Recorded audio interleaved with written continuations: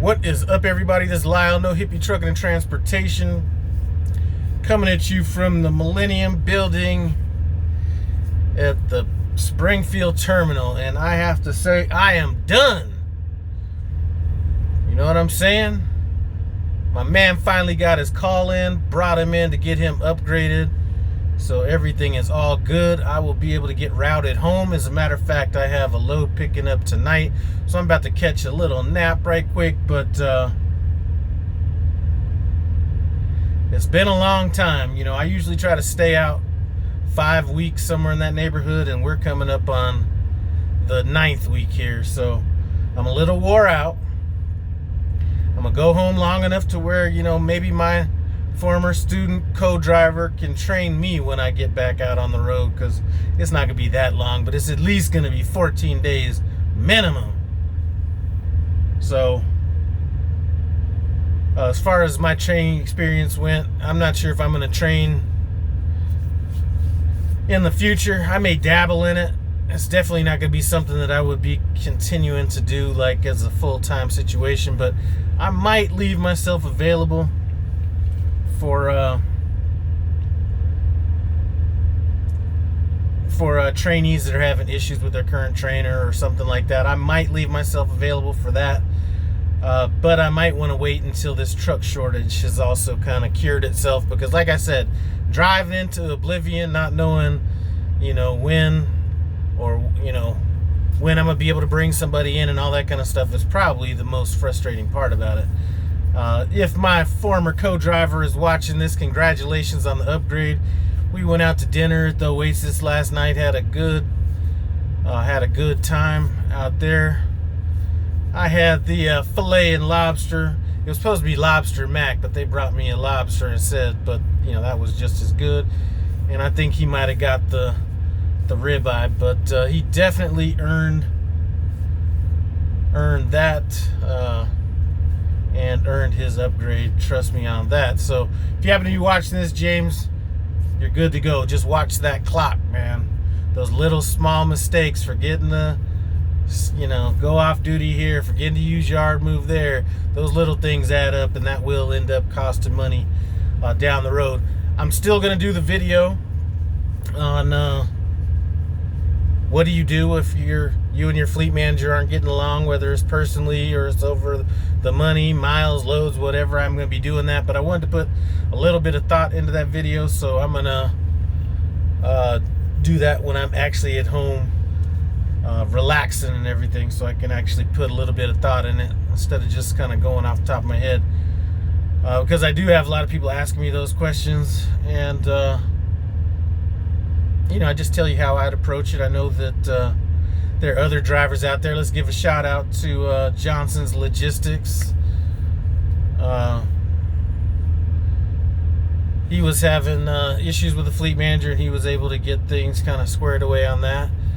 So it can be done. I just think it needs to be approached in the right way. And it's the same thing if you're a student on a trainer's truck and you want to get off. There's a certain way to go about doing it, and the people that I find that are unsuccessful at that are the people that don't approach the situation correctly. So might go over a couple of those different things. And another thing, you know, since we're talking about the student trainee trainer kind of a thing, you know, I was just speaking, man, I forget his name off the top of my head. I just met him down at the pad. We spoke probably about a good year ago. Former police officer in Atlanta. And he's out there training with, check out another channel. Let's give another shout out. Twisted Big D. Check out his channel. He's down there on the pad training with him, but he said he was concerned about what was going to happen when he gets with this TNT trainer. Listen, all that you're hearing a lot of horror stories. You're not, you know, a lot of people that get off their trainer's truck and things were okay or good. They're really not. There's a few, but there's really not people coming off those trucks that are like, you know, I had such a great training experience. You know, they're just happy to be gone, and then they just, you know, don't mention it after that. But there's far more people having good training experiences than bad training experiences. So keep that in mind. Don't be afraid. You know what? One of my sayings: don't worry about some shit until it's some shit to be worried about. You know what I'm saying? As a matter of fact, I was just looking at a Facebook post today, and somebody's talking about some Connecticut tax, and people are all, getting upset about that shit right now. Listen, don't worry about shit until it's something to worry about. Life is too short to be worried about some stuff that may or may not happen, or may not affect you. You know what I'm saying? But that's a totally different topic right there. But I might get a little bit more detailed in my training experience. Listen, my training experience is totally different. I know that. Let's give another shout out. Check out the Million Mile Man. I'm gonna try to leave links to all these channels in the description below. Check out the Million Mile Man. But he's saying, man, I haven't paid it forward until I take somebody from the beginning to the end. And I say, I'm paying it forward because, I basically adopted a student. You know what I'm saying? I had a student that was kind of in foster care, and I went and gave him a good home. You know what I mean? So that's paying it forward. Anyway, I often brag about my experience with my trainer. We spent so much time together. I got on his truck in April and didn't get off until the November of that year. And I learned a ton being on a truck that long. And we might have only got in an argument maybe 2 times during all that, during the course of that training. And in this situation, I think there might have been only one time that I raised my voice at James is his name. I probably only raised my voice one time at him, and that was just for effect more than it was like I was angry. It was like, I don't remember what the situation was. It might have been just stop. Like, don't think about stop or whatever it was, but that was about it. So we got along great. I don't know what happened, what was going on with his first trainer. I did hear a few things that his first trainer had to say. When I mean hear it, I mean I heard it. And if you have a trainer out there telling you that you are a financial liability or something stupid like that, you are dealing with a stupid ass trainer, because that is definitely not the case. I don't even want to talk about my numbers as a trainer because people aren't going to believe it and all that kind of stuff. So I'm not even going to mention those numbers. But like I said, I never did get into the training for the money. I actually did it to help people. If you actually plan on helping somebody, let's give another shout out to another channel.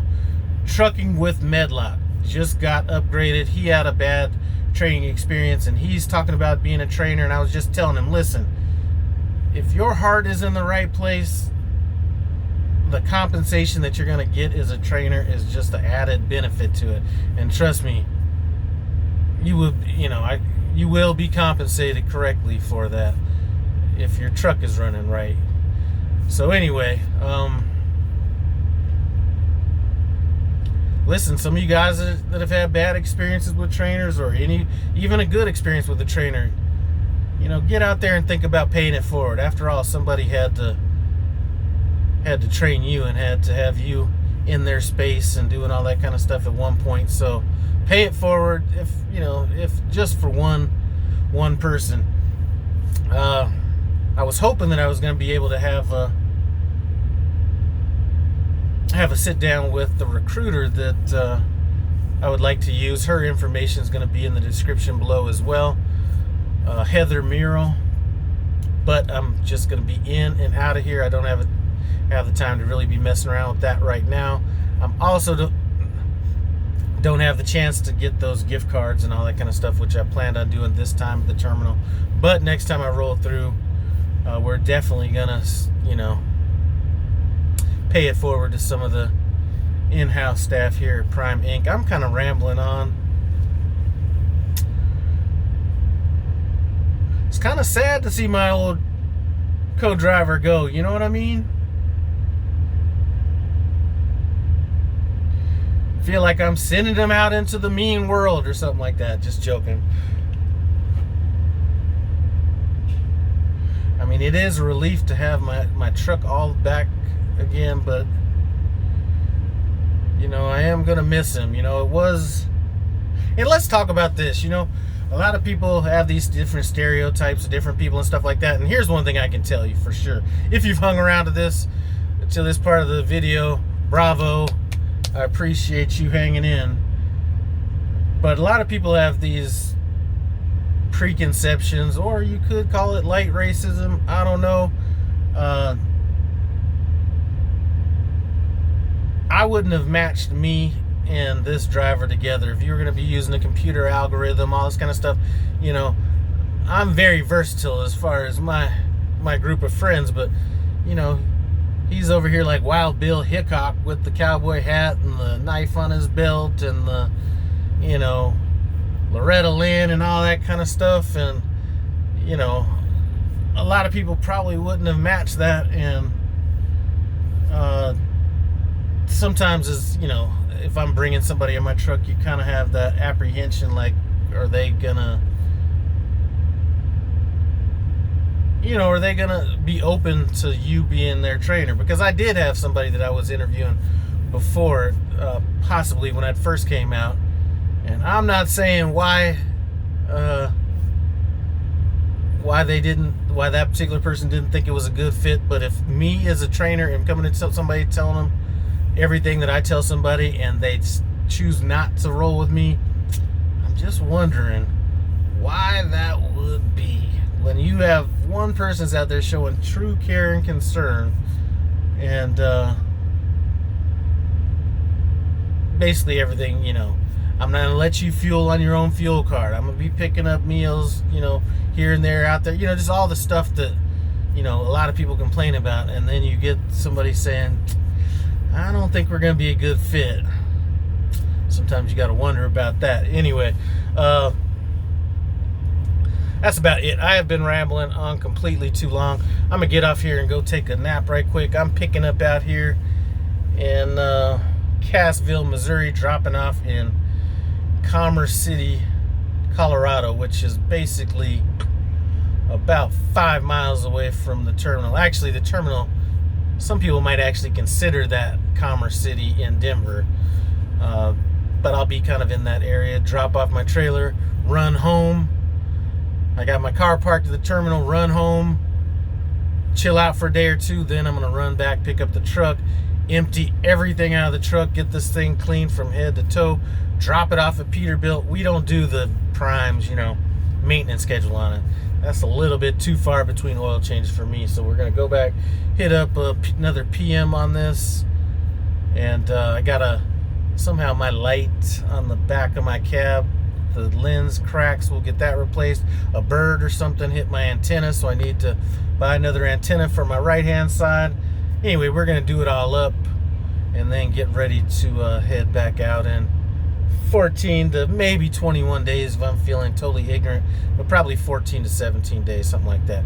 Anyway, you deserve a medal if you stayed to the end of this video. So if you stayed to the end of this video, listen, I do appreciate you guys. Anyway, thanks for stopping by No Hippie Trucking and Transportation. Comment, subscribe, and I'm out.